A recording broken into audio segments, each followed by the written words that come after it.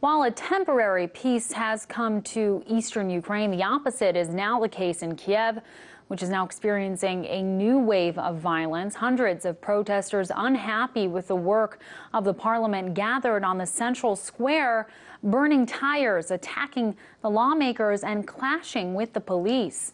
RT's Alexey Yaroshevsky, who has been our bureau chief in Ukraine and Eastern Europe, has the very latest on the conflict.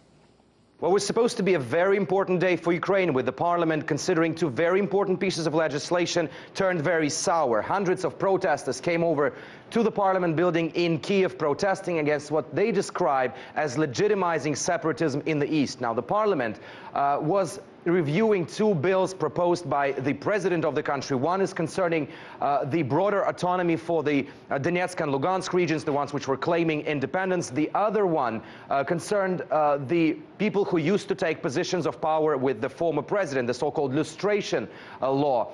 Funnily enough, but the current president of Ukraine, Petro Poroshenko, used to be in power as well with Yanukovych's government. He used to be the economics minister, but that the law clearly does not apply to him. So the protest started. It's really not clear what exactly spurred these people to burn the tires, but the whole thing turned violent. We have reports of at least several people injured and delivered to hospitals with different sorts of injuries.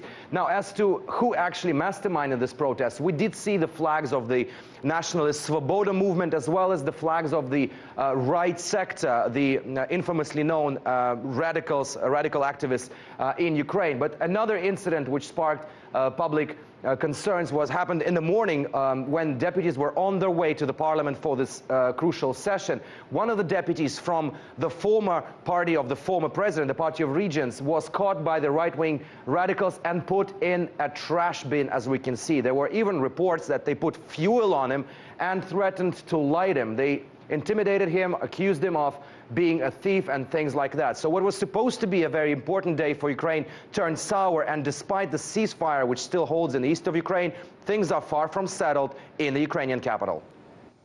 And that was RT correspondent Alexey Yaroshevsky.